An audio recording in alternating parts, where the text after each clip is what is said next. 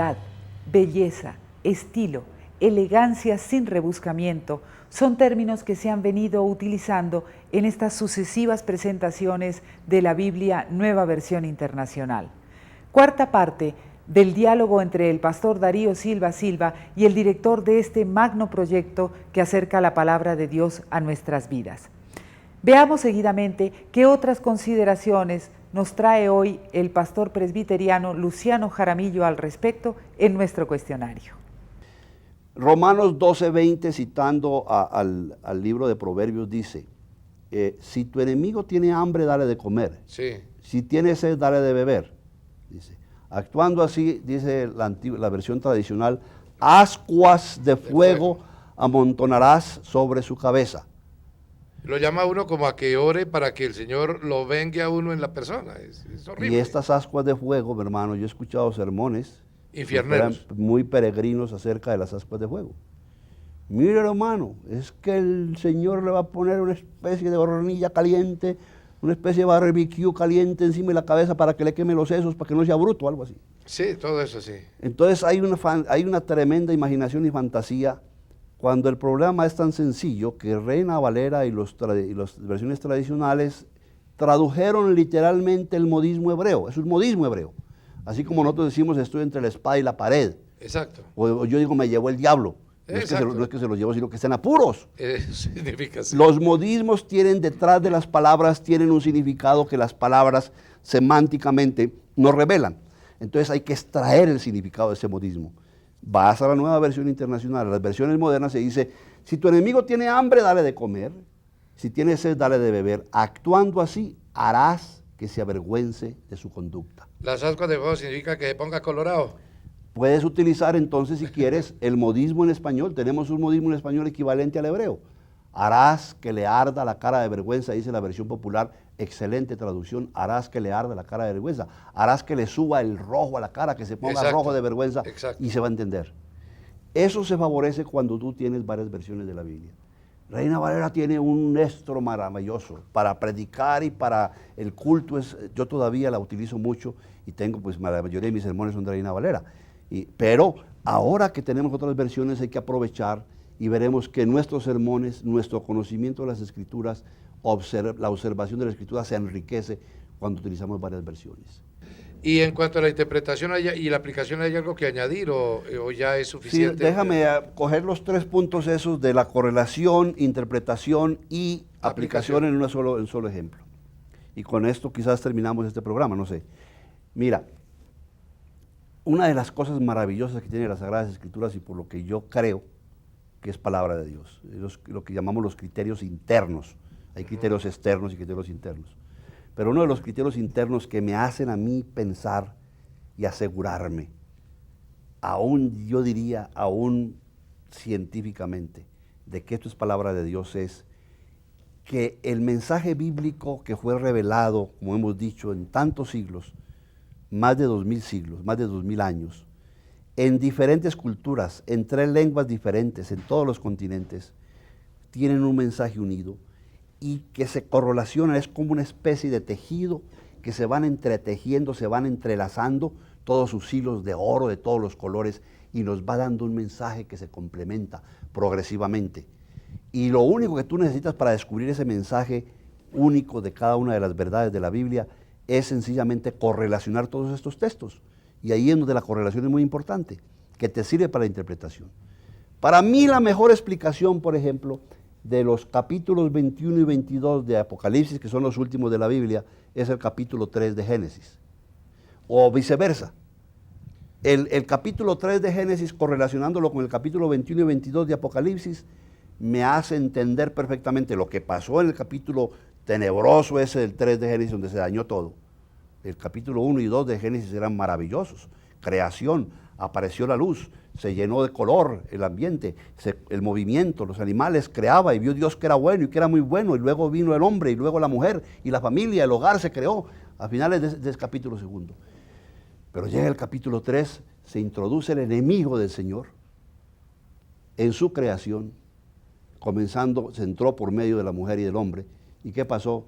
Se echó a perder las relaciones de Dios con los hombres y de los hombres con Dios. de los hombres y la mujer entre sí, del hombre con la naturaleza, del hombre consigo mismo, porque se rechazaron como Dios los creó, se descubrieron desnudos y les dio vergüenza. Hay una cantidad de riqueza de mensaje en ese capítulo 3 que es negro, que es oscuro. La creación de Dios fue destruida prácticamente por la introducción del pecado, por obra del maligno en el mundo. ¿Cuándo se va a reconstruir esa creación? Dios comienza en ese mismo capítulo al final con la promesa de un Redentor a reconstruir su creación. Claro. Y todo el Génesis lo reconstruye a través de las familias que él elige, los famosos Toledot, que es una palabra hebrea que significa generaciones o clan o familia. A través de los Toledot elegidos, Noé, Abraham y luego José y Jacob, todos ellos vuelven a tratar de reconstruir las buenas relaciones del hombre con Dios que destruyó el pecado.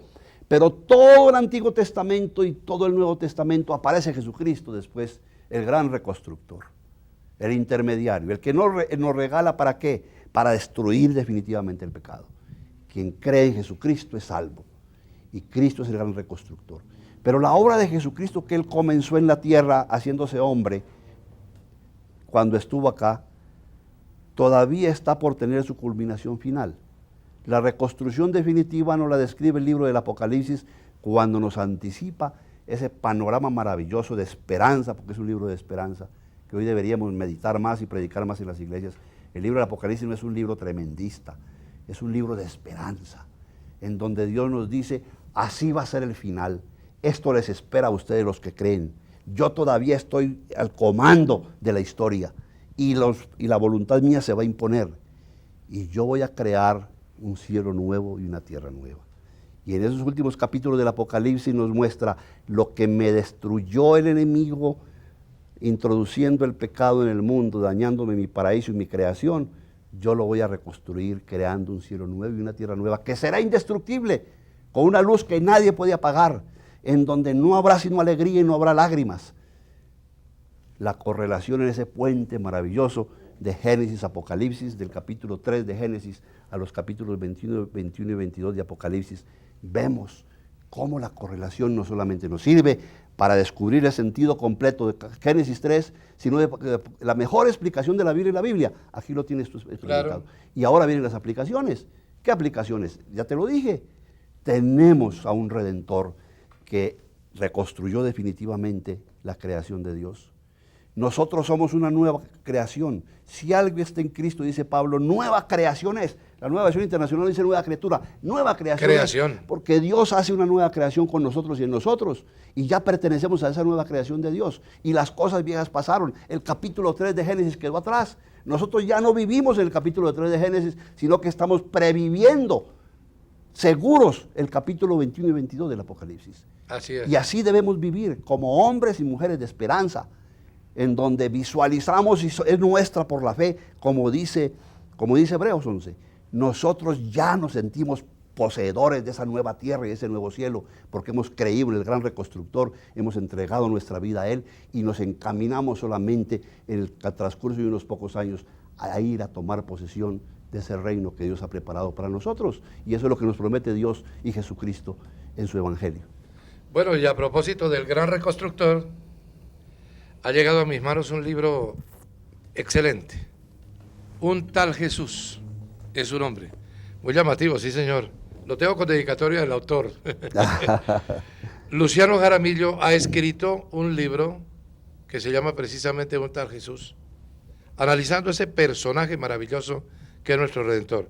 Luciano, háblanos un poquito sobre el libro que está siendo tan solicitado en las librerías cristianas. Con mucho gusto. Mira, este libro, como yo lo digo en la introducción, no fue hecho de un tirón. Este libro es el producto de no menos de 10 años de reflexión, un poquito de investigación y sobre todo de vivencias espirituales con la persona de Jesucristo, que para mí es el no plus ultra de mi vida. Jesús es para mí el soberano. Mi ministerio y mi vida está dedicado a la obra de Jesucristo, a la expansión de su evangelio, de su iglesia. Pero a mí en la lectura que te decía, en la observación del texto, en los originales y a través de este estudio, en esa traducción, comencé a descubrir una cantidad de facetas de Jesucristo que están ahí y que no han sido convenientemente o suficientemente explotadas para nuestra edificación y nuestro provecho.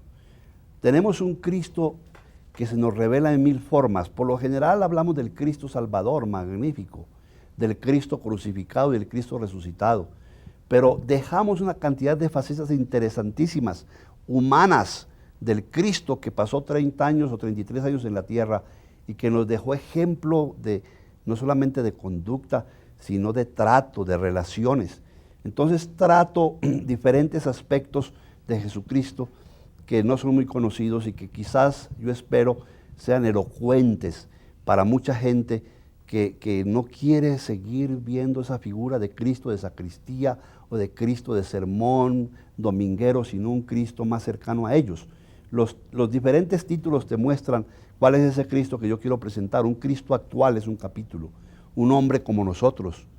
Cristo no es una persona diferente a nosotros, lo es en cuanto Dios, pero cuanto hombre fue exactamente como un muchacho que estuvo en Nazaret, y tengo a Cristo, hombre de hogar, obedeciéndole a su mamá, cargando agua para la casa, haciendo los mandados. Un Cristo que se relacionó con sus vecinos. El propósito encarnacional de Cristo, Cristo que se encarna en Nazaret, es supremamente importante y elocuente. Ese mensaje tenemos que presentar a la gente: el Cristo del hogar, el Cristo hijo de María, el Cristo hijo de José, el Cristo carpintero, el Cristo que le dio valor por 30 años a la vida prosaica del vecindario, de un pueblo pequeño de unos cuantos centenares de personas. Ese Cristo no ha sido suficientemente conocido, el Jesús obrero. Nuestro Dios es un Dios trabajador, el arquitecto del universo, claro. Y Jesús es también el Jesús misionero, el Jesús sanador, el Jesús abogado. La retórica de Jesús es maravillosa, simple y sencilla, pero es tremenda la demoledora. Demoledora la retórica de Jesús. Jesús y la política. Jesús estuvo metido en el asunto de la política, pero la superó y estuvo por encima de ella, pero tuvo un mensaje político y para los políticos. ¿Y cómo trató a los políticos? ¿Cómo trató al régimen? Hay que estudiar a Jesús y la política. El Jesús y las mujeres. Yo sostengo que Jesús tuvo más éxito que las mujeres y con los hombres. Las mujeres fueron más sensibles, claro, y más receptivas al mensaje de Jesús. Sí, claro, claro. Tú das cuenta que en los 2 primeros capítulos de Lucas, que es el evangelista de las mujeres deberían querer mucho a Lucas. Los 2 primeros capítulos de Lucas hablan de 2 familias, la familia de Juan Bautista y la familia de Jesús. Pero el papel de las mujeres en esos 2 capítulos es preponderante. Ahí tenemos unos 3 profetas, tenemos a 4 profetas, Juan Bautista, Simeón, pero tenemos 3 profetisas y de calibre. Tenemos a María con su Magnificat, eso es pura visión profética y expresión profética, a Elizabeth, la tía de Jesús, la prima de la mamá de Juan Bautista, profetiza, y tenemos a Ana, conocedora del Antiguo Testamento. Entonces Jesús y las mujeres, y tú sabes la obra que hizo con la samaritana, y Marta y María, y las mujeres fueron las últimas en recibir, las últimas en recibir a Jesucristo, las primeras en ir al sepulcro, y con esas 2 mujeres le mandó razón a los apóstoles que estaban por ahí huyendo, todos muertos de miedo y escondidos. Les dijo: recuérdenles a estos sinvergüenzas que tienen que ir a encontrarse conmigo en Galilea. Y fueron las mujeres las que recibieron el mensaje del ángel y luego del mismo Cristo en el lugar de la tumba de Jesús. Luego Jesús y las mujeres, Jesús y los niños. ¡Ay, impresionante! ¿No? Y luego ese Jesús que estamos esperando, el Rey de Reyes, el Jesús que vendrá. Aleluya. Sí, y frente a ese yo siempre planteo la pregunta que planteó Jesús a Pedro y que todos debemos responder. Yo la pongo en el último capítulo de mi libro. ¿Qué dices? ¿Qué dicen los hombres que soy yo? ¿Y tú qué dices? Porque esa es la respuesta definitiva. De la respuesta que tú des a Jesucristo cuando Él dice: ¿qué dices tú o quién dices tú que soy yo? Mi estimado televidente, mi querido amigo, cualquiera que lea este libro o escuche este programa, de la respuesta que tú des a esa pregunta de Jesús depende toda tu vida, aquí, ahora y en la eternidad. Bueno, pues un gran placer haber dialogado durante todos estos programas con el doctor Luciano Jaramillo, quien nos ha explicado a espacio, dentro de lo posible en televisión, un tema tan apasionante como la nueva versión internacional de las Sagradas Escrituras. Todos los televidentes deben dar gracias a Dios por la vida de Luciano, por su familia, por su ministerio que nos enriquece a todos, y que la nueva versión internacional sea para bendición de este país que tanto necesita de Dios. Buena pregunta para terminar. ¿Quién es Jesús para ti? Nunca estudió medicina. Sin embargo, sanó miles de enfermos